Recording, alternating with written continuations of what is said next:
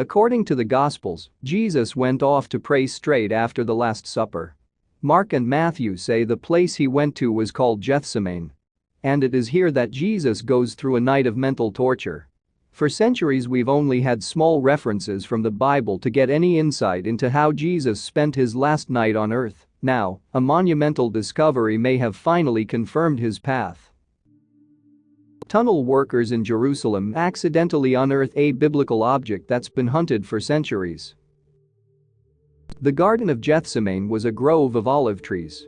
The name is derived from the local words for an olive press.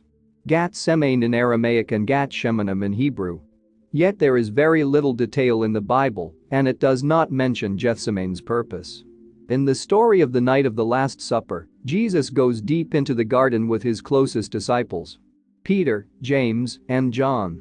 And the Son of God is upset about what is in store for him. So he tells the disciples, "The sorrow in my heart is so great that it almost crushes me." Jesus orders the 3 disciples to watch out as he prays alone. Though it doesn't all go to plan. It won't be possible for Jesus to escape his fate when he is found in the garden. The disciples can't keep their eyes open, and they each fall asleep. So the holy figure is left alone to agonize over the next day's suffering. In despair, Jesus asks God to remove his cup of suffering. Understandably, he fears what awaits him at Golgotha. But Jesus has to bow the knee to God's will. He finally says, "Yet not what I want, but what you want." And many artists have depicted the Messiah's lonely hours in the garden. Jesus's companions do not grasp the depth of his suffering. After all, they can't see the future. So, time and again, the group cannot stop themselves from falling asleep. In Peter's case, he can't even keep his eyes open for an hour. So, the founder of the Catholic Church proves a poor watchman. Eventually, Judas turns up with a gaggle of priests and elders. Alongside them are the armed men who will arrest Jesus and take him away. He calls out to his friends, "The hour has come. Look, the Son of Man is now being betrayed into the hands of sinners." And then Jesus is led off away from Gethsemane. It's natural that the setting for Jesus's profound suffering and eventual arrest should have interested people who came afterward. The place that people believed was Gethsemane became a magnet for Christian pilgrims by the end of the 200s. They would pray there, something that several writers of the early medieval years noted. Gethsemane lies across the Kidron Valley from Jerusalem. This divide lies to the east of the city between Old Jerusalem and the Mount of Olives, a nearby ridge. Jesus would have crossed the valley to get to the garden, perhaps wanting to get away from the city's confines. In Jesus's time, Gethsemane may have been little more than a field filled with olive trees. Mind you, the Christian writer Saint Jerome certainly thought it was a lush place. So he interpreted the name as Valley of Abundance, imagining an area chock full of olive groves, and maybe vineyards, too. No one knows the exact location of Gethsemane. Despite that, the Orthodox churches of Greece, Russia, and Armenia all agree with the Catholic Church on an area that sits on the Mount of Olives' western slope. A site known as the Grotto of the Agony sits near a bridge across the valley, while further south Franciscan monks built a church. That site is an exciting possibility since it has a garden that still has some ancient olive trees. There's some argument over their age, though. And even if they do date back more than 2,000 years, are these the same trees that Jesus walked among? Well, the location certainly fits the description, at least. And the Catholics agree since they built the Church of Gethsemane in that place. The garden is on its grounds. The building, also referred to as the Church of All Nations or Church of the Agony, is a lure for many pilgrims. This makes the edifice one of the leading churches in Christianity. The church is not ancient, mind you. Yet when the builders dug its foundations, they discovered previous establishments from both Crusader and Byzantine times. What they didn't find, though, was anything from the Second Temple period, the time when Jesus is supposed to have lived. The Gethsemane Church has seen some extra funding, as the custody of the Holy Land has looked to develop the area for tourism. For reference, this Franciscan establishment cares for the holy places. In late 2020, it was constructing a visitor center and a linking tunnel between the church and the Kidron Valley. In Israel, Franciscan monks don't just pray and worship God. They also work as archaeologists doing leading-edge work. The monks set up the Terra Sancta Museum in 1902 in the Old City of Jerusalem, and it's become a haven for archaeological finds from places that have suffered in wars since then. Head monk Father Francesco Patton described the garden in a press release from December 2020. He said, "Gethsemane is one of the most important sanctuaries in the Holy Land because in this place the tradition remembers the confident prayer of Jesus and his betrayal, and because every year millions of pilgrims visit and pray in this place." Though something happened during construction that surprised everyone, it came while the builders worked on the tunnel between the church and the valley. For no particular reason, the tunnel caved in. This wouldn't ordinarily have been too big of a deal, but the tunnel's collapse revealed some interesting finds that piqued the interest of archaeologists. The Israel Antiquities Authority and students from the Studium Biblicum Franciscanum teamed up to investigate the cave and see what they could rescue. Leading the effort, the two head archaeologists for the dig were Amit Riem and David Yeager. And what they turned up changed views on the history of the area. At the same time, the team excavated underneath the church. They found some interesting things under there, too. According to the Times of Israel, there was what remained of a Byzantine church that had been in use between the 6th and 8th centuries. Also, they found a monastery that dated back to the Crusader times. No one would debate that the church had been important. It was festooned with delicate carvings, after all.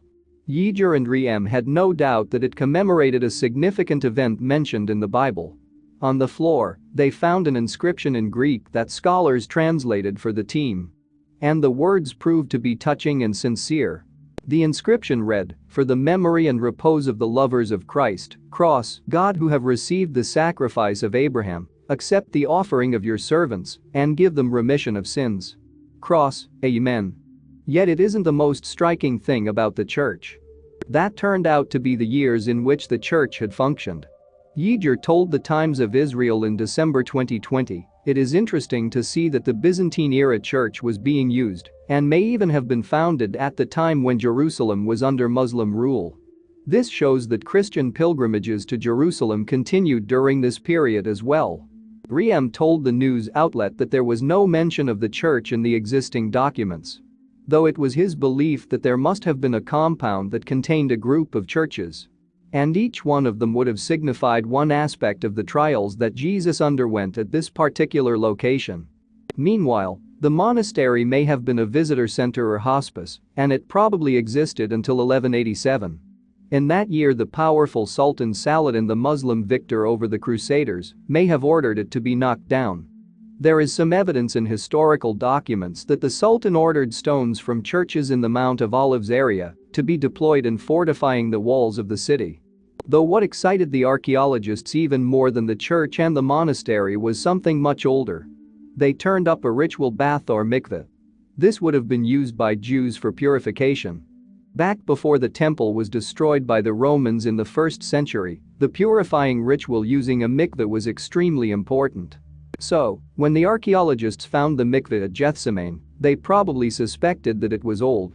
Looking at the rocks around the bath and comparing its topology to others, they were able to confirm that indeed it was. According to the Times of Israel, they dated the bath to the Second Temple era. This ran from the 6th century BC until the temple was raised in AD 70. Riem was particularly enthusiastic about the find, too. It was something that had never been seen before at Gethsemane. He told the Times of Israel, "For the first time, we have archaeological evidence that something was here in the Second Temple period, in the days of Jesus." But why the excitement? Well, first a word of caution. Nothing that was found at Gethsemane is proof that the Gospels are right. But the very name Gethsemane doesn't really fit a field of olive trees. After all, it means olive press, and that implies some sort of structure. And the mikvah opens the door to the possibility that the structure was there. As Riem explained, you wouldn't expect to find a mikvah out in the fields. Yet workers might have used one if they had needed to be ritually pure while pressing olives. This leads Riem to think that the bath does imply that there had been an olive press on the site. Evidence of the press has yet to be found, though. According to the Times of Israel, Riem said, "It is not from the mikvah that we are so excited, rather the interpretation, the meaning, of it." Because despite there being several excavations in the place since 1919 and beyond, and that there were several findings from the Byzantine and Crusader eras and others, there has not been one piece of evidence from the time of Jesus. Nothing? And finding evidence which suggests that there might have been an operation needing ritual purity makes Riem ask whether he'd stumbled on the true location of Gethsemane. He said, as an archaeologist, there arises the question. Is there evidence of the New Testament story, or maybe it happened elsewhere? Apparently, ritual baths from the Second Temple era are not uncommon. They have turned up in dozens of spots across Israel, according to the newspaper. In fact, there may have actually been hundreds of discoveries. Yet this find was special. It might go to show that the site picked out by tradition is actually the right one. Most of the ritual baths from that time have been found in specific places. Experts have unearthed some in rich folks' homes and others near to cemeteries. But the baths have also appeared in an agricultural context, where, Riem noted, workers in olive oil and wine production used them. But is it possible to find out more about this particular mikvah and narrow down its use? Well, to learn more, the team will next be taking some samples of its plaster. They'll be sent to experts who will scan them to try and find tiny grains of olive pollen and other things that might point to what was washed off in the bath. Riem told the Times of Israel that the pollen grains could give more certainty about the link to producing olive oil. Yet that would take some time, and the experts wouldn't be giving answers straight away. On top of that, he urged people not to start thinking that the story in the Bible is automatically true if there was an olive press on the site. Let's not get carried away, Riem told the Israeli newspaper. Even with this ritual bath, there's no evidence to the truth of the Gospels. Be that as it may, the discovery remains an exciting one. And even if it doesn't prove the Gethsemane story, the find may go to show that the tradition that saw churches built on the site was accurate. Fr. Patton certainly agreed that the find was important, telling the Times of Israel, even the latest excavations conducted on this site have confirmed the antiquity of the Christian memory and tradition linked to the place. And this is very important for us and for the spiritual meaning connected with the archaeological findings. Riem shared future plans for the dig in a press release. The excavation at Gethsemane is a prime example of Jerusalem's archaeology at its best, in which various traditions and beliefs are combined with archaeology and historical evidence. The recently discovered archaeological remains will be incorporated in the visitors center being built at the site and will be exhibited to tourists and pilgrims, who we hope will soon be returning to visit Jerusalem. Thanks for watching, and don't forget to like and subscribe.